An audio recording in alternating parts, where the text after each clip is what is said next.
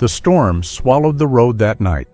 Officer Emily Carter almost drove past it, just a dark shape against the endless white. A German shepherd tied to a lonely wooden post, her fur frozen stiff. At her feet, tiny bodies, puppies, half buried under ice. When Emily wrapped her coat around them, the mother didn't look relieved. She stared into the trees, barking, desperate, as if begging Emily to understand. Minutes later, in the heart of the storm, Emily discovered what the dog had been guarding, and why a mother, human and animal, will do anything to save her children. Before we start, make sure to hit like, share, and subscribe. Snow, wind, and darkness. A white silence swallowing the pines, the road, and every familiar shape of the world. Emily Carter drove slowly through the night, her headlights carving two thin tunnels in the storm. She was 35, tall and steady in posture, with tired eyes that had learned to watch rather than react. The radio hissed a report from dispatch. Someone heard cries near Frost Creek, close to the highway bend. Emily answered with a quiet voice, the kind that carried calm even when the night was sharp. The engine hummed as she pulled over, boots sinking into the drift. Her winter coat, heavy navy fabric lined for mountain patrol, caught the wind like an old flag. For a moment she just listened, to the storm and to the memory of her mother's voice, like a lantern kept somewhere deep. Save the small lives in the storm, Em. That's how you keep the good part of this world alive. She lifted her flashlight and saw it, a shape tied to a weathered wooden post, the only upright thing in all that white. A German shepherd, female, about 3 years old, fur stiff with ice, ribs trembling. Beside her, small shadows half buried, 4 puppies barely breathing. The dog did not growl. She only looked, eyes dark and pleading, like someone who had waited longer than she believed possible. Emily knelt, breath fogging her vision, fingers numb. She wrapped her coat around the mother's body, then opened her vest and slid the weakest pup close to her warmth. The pup's breath was thin, like a thread held by someone unseen. Max came close, his harness brushing Emily's knee. He was a 5-year-old male German shepherd, solid frame and calm alertness, trained to read signs humans often miss. He pressed his flank against the freezing mother, sharing what heat he could. Emily spoke into her radio, steady but shaken, requesting urgent rescue. Snow whipped sideways, stitching darkness to the ground. Then something changed. The mother dog barked toward the trees, sharp and insistent, not at Emily, but beyond her, into the thick white veil. The sound was desperate, as though she was pointing not at danger, but at meaning. Emily felt her pulse rise. She shone her beam into the drifting flakes and saw nothing, only the movement of storm and branches. Still, she remembered the voice in her head, soft and weathered with time. When the storm is strongest, the truth hides close to the ground.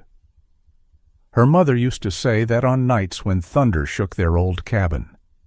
Emily never knew if it was advice or a metaphor for the kind of storms people carry inside themselves. She wondered what storm had brought this creature here, what hands tied the rope, what choices were made in the cold. She checked each pup with careful fingers, the way nurses check the pulse of the dying, and tried not to think about how fragile a heartbeat feels through frost. The storm pressed in, like a curtain of white, closing the world into a single decision, to stay or to turn away. Emily stayed. She whispered to the mother dog, voice low enough that the night had to lean in to hear her. "I've got you now." The wind howled on, but she felt something small shift, like faith returning through the snow. The mother closed her eyes for a moment, trusting the warmth of another living being. Emily lifted her head, staring into the darkness where the dog had barked.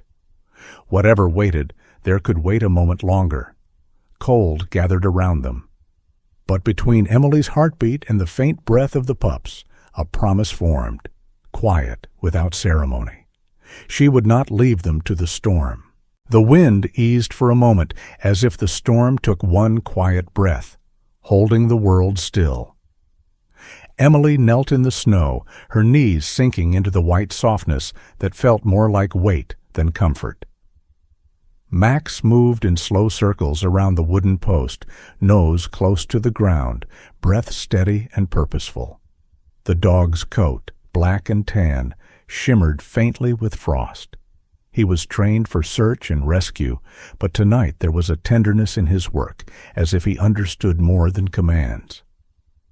Emily reached beside him and brushed away snow with bare fingers. The cold bit her skin, sharp and unforgiving. A metal edge appeared, a small box wrapped in cloth, damp and stiff with ice. She lifted it gently, surprised by its lightness. Inside, beneath layers of fabric, was a photograph. A woman, maybe early 30s, fair hair tucked behind one ear, smiling beside a little boy. Nova, healthy and strong, sat between them. On the back of the photo, a note blurred with melting snow. "Please save them. I had no choice." Emily stared at the words a long time. The storm hummed around her like distant machinery. She remembered her mother again, not the usual warmth of childhood, but the quiet fear in her voice during hard winters. "People make strange choices when the cold gets into their bones, Em. Don't judge, just help." Emily wondered what storm had cornered this woman. Not just the one outside, but the one that drives a person to tie a dog to a post and leave a note behind like a prayer. Nova tugged at the rope, muscles shaking with exhaustion, yet filled with insistence. Her eyes fixed on the tree line. Emily felt the pull, not the rope itself, but the intention. She removed the knot, fingers clumsy from cold, and stood. Max followed without command, paws leaving dark prints in the drift. Nova limped forward, barking once, then again, shorter this time. The wind folded the sound into the trees. They moved through the white silence, guided by a mother's instinct rather than reason. Emily's breath echoed inside her coat, and she kept one arm cradled around the smallest pup pressed to her chest. The pup's warmth was faint, like a memory of summer in a winter night. Nova stopped at a crooked shape half buried near a ditch. A snowmobile sled, overturned and cracked, its surface glazed by ice. Max dug at one corner while Emily lifted the edge. Beneath, a small bundle of fur shivered, a fourth pup, nearly still. Emily gathered the tiny body into her scarf. Nova leaned close, touching her nose to the pup, then rested her head against Emily's leg. It was trust without ceremony, given like a gift that costs everything. In the haze of falling snow, she saw distant colors, red and blue lights pulsing against the dark. Rescue. The sight filled her with something gentle and painful, relief mixed with sorrow for the woman who had written that note. Emily looked at the metal box again in her mind. A family caught in the storm of life, fighting in their own way. She whispered, almost without sound, "You kept them alive." Then she stood and held the pup a little closer. The night felt wide and quiet.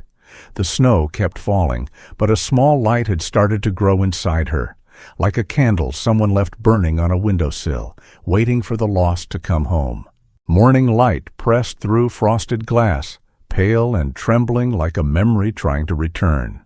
Emily sat in a small waiting room at the town veterinary clinic. The walls were wood, old pine boards that held the scent of rain and antiseptic mixed together, like the past and present meeting in the air. Her winter coat lay folded beside her on the chair. She wore a plain sweater now, gray and soft, warmed by the heat of the building. Max rested at her feet, head lowered between his paws. His ears twitched each time a door opened, ready but gentle, always watching. Emily's hands were still numb from the night, though it was warmer here. She rubbed her palms together as if trying to wake something she had forgotten. On the other side of the glass door, Nova lay close to the treatment room. A German shepherd mother, 3 years old, fur still stiff in some places where ice had not fully melted.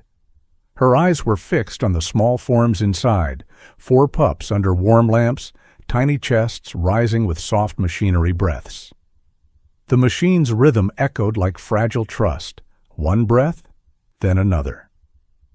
Emily watched Nova watching them. She understood something in that gaze, something she had no words for. The memory of the metal box, the photograph, the note blurred by melted snow, stayed heavy in her mind. I had no choice. Those 4 words had become a kind of prayer or confession, written in a hurry by someone who loved more than she feared. The phone call came quietly, almost out of place in the stillness. A man's voice, older, worn by duty. Sheriff Collins. Emily knew him by the way he paused before speaking, like someone measuring the weight of truth. He was in his 50s with graying hair and a slow, steady voice that did not rush.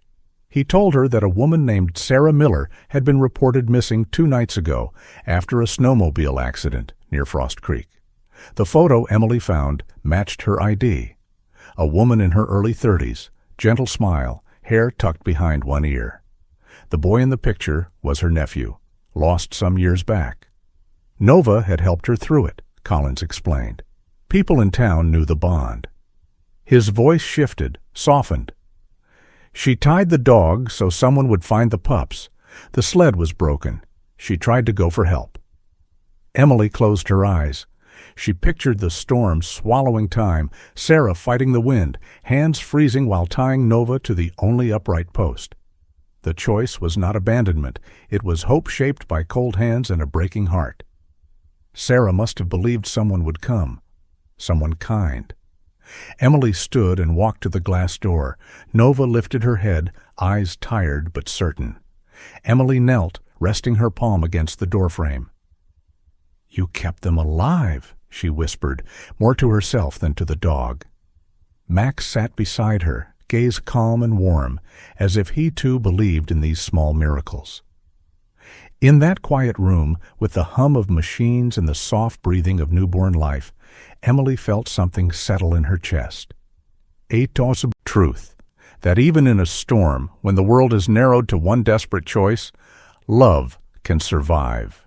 It can wait, tied to a pole in the snow, trusting strangers to continue the work. Outside, the day brightened a little. The snow on the windows softened, edges fading into water. Emily breathed out, slowly. She made a promise in that silence, one she didn't need to speak aloud. She would bring them home. The world was quiet again, sunlight on winter glass, like gold painted on the edge of a wound. 3 days passed. The storm had blown itself empty, leaving only soft drifts of snow and a hush that felt like prayer. In the county hospital, room lights glowed pale over white sheets and quiet machines. Emily stood by the door, her winter coat folded in her arms as if she carried the cold of that night inside it. Max lay at her feet, breathing slow. The room smelled of antiseptic and warm cotton. A nurse stepped aside. On the bed, a woman opened her eyes. Sarah Miller looked younger than her suffering. 32, fair hair tangled against the pillow, skin still marked by frostbite around her lips. Her voice was thin, like wind slipping through cracked wood. "Nova, did they survive?" The question drifted into the air as if she already feared the answer. Emily walked forward, her boots silent on the linoleum, and her reply was gentle, almost a whisper. "They're all safe. They're waiting for you." The nurse nodded and left the room without a word, giving space to something sacred. A cart rolled in with a stretcher. Nova lay on it, still weak, wrapped in blankets. When they lifted her down, the dog's paws trembled on the floor. She did not leap forward. She paused, as if sensing the fragility of the woman before her. Then, step by step, she moved to the bedside. Her head lowered, nose brushing Sarah's hand with the softness of apology. Then her body shook. Not from cold, but from a feeling deeper than pain. It looked like grief and relief in the same breath. Sarah's eyes filled with tears that had waited through the storm. The pups arrived in a small basket, warm against wool. Their paws were unsteady, tiny tails moving with instinct toward warmth they remembered. Sarah gathered them to her chest with trembling arms, and for a moment she became someone beyond injury, a mother reunited with her children.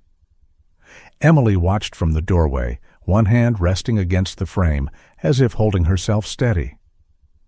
She remembered nights with her mother during hard winters, the silence after storms, and the way love sometimes returns broken, but still alive. This room felt like that silence. Fragile, but whole. A week later, the air changed. The roads were clear again.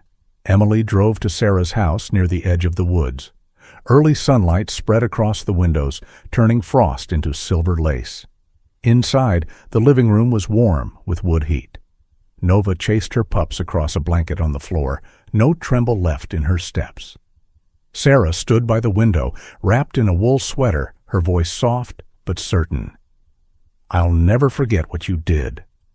Her eyes carried gratitude and something else, the knowledge that she had trusted strangers in the storm, and the world had answered with kindness. Emily shook her head, a small smile forming like thawed ice. She nodded toward Nova. "She saved them. I just arrived in time." They both watched. The dogs play, little bodies tumbling like poems never written, alive by chance and courage. Outside, the wind passed through the trees without violence, touching the branches like a reminder. The storm had let go, yet the echo of it stayed somewhere in their hearts, not as fear, but as proof. Emily stepped outside again, boots on melted snow, and breathed the clean air. She carried no grand words, only a quiet promise formed by what she had seen. Storms end, and love, given without certainty, can survive anything. In every storm, there is someone waiting to be found. Sometimes it's a lost dog, and sometimes it's a lonely heart. As we grow older, the world can grow quieter. Health fades, the body slows, and days feel longer than nights. But love still reaches us, even through the snow of sadness. If this story touched you, share it with someone who might need it today. Leave a comment, subscribe, and let us pray together for strength, for comfort, and for God's gentle hand over every soul watching tonight. You are not forgotten. You are seen. You are loved.